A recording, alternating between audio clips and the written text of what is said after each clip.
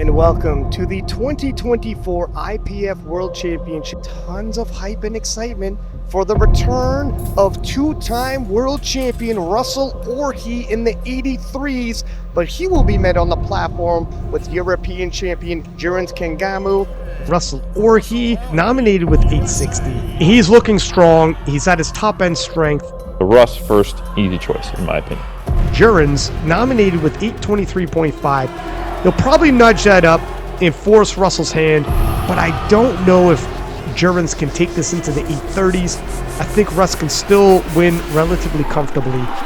He is looking healthy, and I think this is the best we've seen Jurins. He does, but he smiles through it. Oh, and it's been overruled by the jury. Look at this. There's no one here that can go over 840. Firing today. Look at the confidence. Russ is probably going 850 plus, if not 860 plus. I personally think this weight class is more of a wrap than 74s. Yeah, Jurins has put in the 250. The crowd reacts. Jurins Kengamu going all. If he squat below 325, it's a long day for him. It's going to be a dogfight because we all can pull now. Hey, that was the number? Yes, sir. Everybody's going to take shots now. Everybody's going to Hail Mary. They get it, they don't. Let's go. Hey, guys, up for World Games. You're better than that Sheffield anyway. All right? We did all we could. We got a back call. Here it is. Let's see.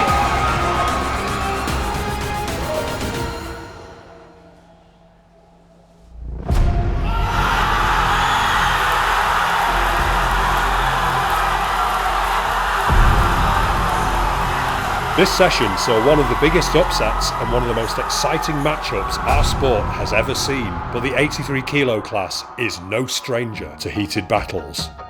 This is John Hack, right on the heels of Brett Gibbs. For everything!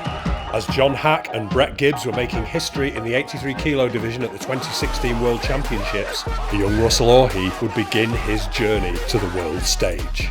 Alright, what's up YouTube? So today is the day before my powerlifting meet. I'm just gonna use the Vans, got my nickname on them.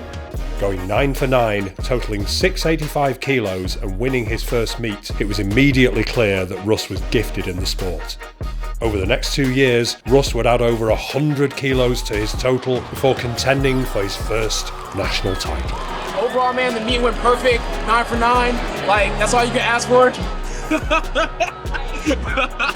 Got the toe. And with that, Russ had punched his ticket to his first IPF Worlds. It's cool to be here just because it's no longer me against an individual, it's me against like a whole country. It's me against the best of what that country has to offer. Russ was heating up quickly and was looking to continue his rise to the top by proving himself on the international platform. The only thing standing between him and a world title was none other than two-time champion Brett Gibbs.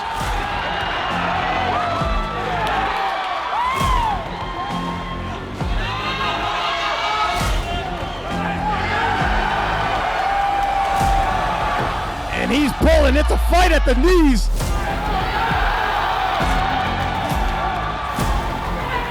Feeling defeat for the first time in his career, Russ was determined that this would be the last time he would ever be in this position. And I just remember this was a very pivotal moment for me because I'm just like, I don't want to be that person that's like second. To me, I just want to be first. And it made me realize I need to do more if I want to get on that level. So I got off the podium and I looked at Joey and I said, I never want to feel this feeling ever again in my life.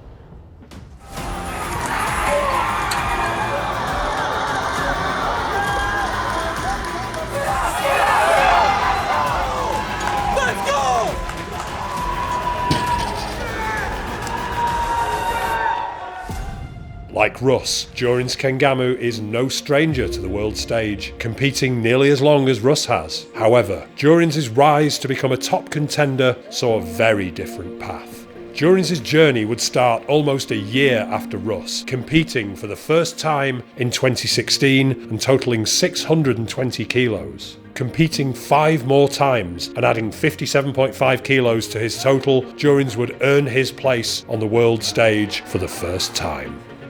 And look at this setup. Now he's smiling and creeping up on this weight. The gap between Jurins and the top was apparent, as the 685 kilo total he finished with was the same total Russ hit at his very first competition some 3 years earlier in 2015. Got the silver medal at the British Classic Championships last year, getting some experience under his belt. Returning to the international platform in 2019, the 83 kilo division had only grown deeper. Jurins placed 5 spots lower than in 2018, despite a nearly 40 kilo increase in total.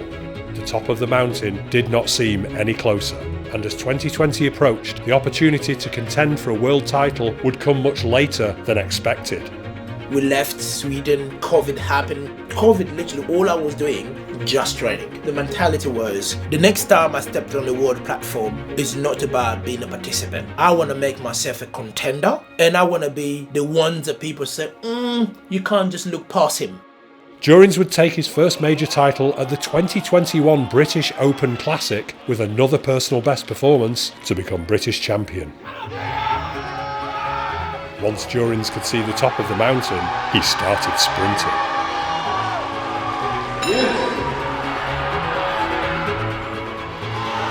Oh my gosh. Didn't think we'd be here. Silence breaks the ring. 24 competitions, 5 Worlds appearances later, and with 225 kilos added to his total, Jurins had finally summited the mountain, and in dramatic fashion.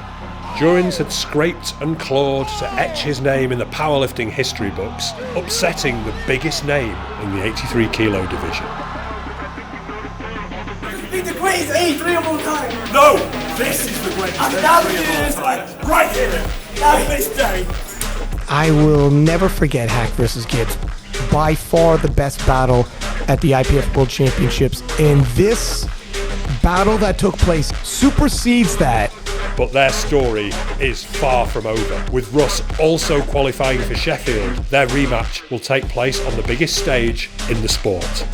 Him beating me at Worlds is probably one of the best things that's happened to me in my career. The same way that losing to Brett was one of the best things that happened to my career. I remember the way I approached powerlifting years after that moment happened. And I'm looking at this, I'm like, this is worse. It feels worse. While their performances have encouraged others in the class to level up, for these two men, Sheffield 2025 will be a head-to-head fight. I actually talked to him recently. I said, you're better than me. I'm the underdog. You're the champion. I'm approaching this as if I need to come and take back what's mine, and you're the person that has it. I think to beat Russ at my home turf, it's going to be big. The World Championship was exciting, the underdog won, but beating Russ at Sheffield would be 10 times more than that. For Jurins, obviously, home court, home playing field. I'm definitely anticipating walking into enemy territory for sure. We'll give the crowd what the crowd came for. Right? The crowd came to see Russell versus Jurins. Was it just a fluke? Or was it just, as people are saying, Russ had a bad day apparently? That's why Jurins won. I've taken that. I take notes, by the way. Since Russ had a bad day, I won because he had a bad day. So let's see when Russ has a good day, what's gonna happen. So yeah, I really can't wait. Was Russ's loss a fluke, or will Jurins Kengamu prove to the world that he truly was the best man on the day? I know Sheffield is about winning, breaking world records. I'm not too concerned about that. I just care about one thing, and that's beating the individual that beat me. Me and the crowd and that barbell.